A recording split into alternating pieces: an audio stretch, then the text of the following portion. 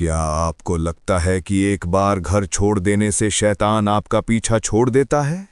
आप सोचते हो कि नया घर नई शुरुआत होगी, पर असल में आप सिर्फ अपनी जगह बदल रहे होते हैं, अपनी किस्मत नहीं। द कंज्यूरिंग के पहले हिस्से में हमने देखा कि कैसे पेरॉन परिवार बाथशेबा के चंगुल से बच निकला, पर क्या वो सच में आज़ाद हुए? एड और लोरेन वॉरेन की फाइलों में एक ऐसी सच्चाई दफन है जो बताती है कि बाथशेबा का साया सिर्फ एक घर तक सीमित नहीं था। ये शुरुआत है the curse of the inheritance की।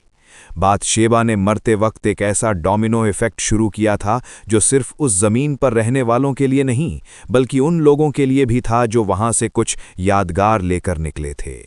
पेरॉन परिवार के सबसे छोटे बच्चे ने अनजाने में वहां से एक पुरानी टूटी हुई चाबी उठा ली थी।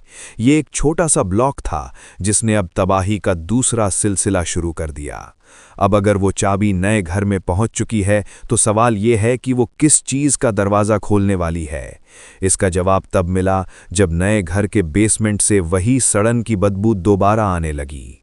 कभी आपके साथ ऐसा हुआ है कि आप अंधेरे गलियारे से गुजर रहे हों और आपको लगे कि कोई आपके ठीक पीछे चल रहा है, पर जैसे ही आप रुकते हैं वो आहट भी रुक जाती है। आप अपनी धड़कनें सुन सकते हैं पर पीछे मुड़ने की हिम्मत नहीं होती। पेरॉन परिवार के साथ ये दोबारा शुरू हो गया। उन्हें लगा कि बाथशेबा का साया उनके नए घर की दीवारों के अंदर रेंग रहा है। कल्पना कीजिए एक नई चमकती हुई रसोई, और अचानक आधी रात को सारे दराज अपने आप खुल जाते हैं और अंदर से वही पुरानी जंग लगी नक्काशीदार चाबी फर्श पर गिरती है। ठन ठन ठन। उस खामोशी में वो आवाज़ एक चीख जैसी लगती है। इस रूहानी जुड़ाव को वॉरेन कपल्स ने द स्पिरिचुअल टीथर यानी रूहानी जंजीर का नाम दिया है। ये कोई रैंडम भूतिया हमला नहीं है, ये एक ऐसा लेबल है जो बताता है कि जब कोई शैतान आपसे अपनी रूह जोड़ लेता है तो आप दुनिया के किसी भी कोने में चले जाएं, वो आपके अंदर के डर से अपना रास्ता ढूंढ ही लेगा। इसे एक मिसाल से समझते हैं। सोचिए कि आपके फ़ोन में एक ऐसा ट्रैकर लगा है जिसे आप कभी बंद नहीं कर सकते। आप कहीं भी जाएं, शिकारी को आपकी लोकेशन पता है। बाथशेबा के लिए वो पुरानी चाबी वही ट्रैकर थी जो पेरॉन परिवार को कभी चैन से जीने नहीं देने वाली थी। वॉरेन कपल्स को दोबारा बुलाया गया, पर इस बार दांव पर सिर्फ एक परिवार नहीं बल्कि एड वॉरेन की अपनी जान थी। लोरेन ने अपनी एक विजन में देखा था कि बाथशेबा इस बार तब तक नहीं रुकेगी जब तक वो उस इंसान को ख़त्म न कर दे जिसने उसे पहली बार रोका था। दांव पर थी एड वॉरेन की जिंदगी और लोरेन का वो अटूट विश्वास। अगर वो उस चाबी के रहस्य को नहीं सुलझा पाते तो बाथशेबा एड के जरिए दोबारा इस दुनिया में जन्म ले लेती। ये लड़ाई अब सिर्फ एक घर की नहीं बल्कि हक और हकीकत की थी।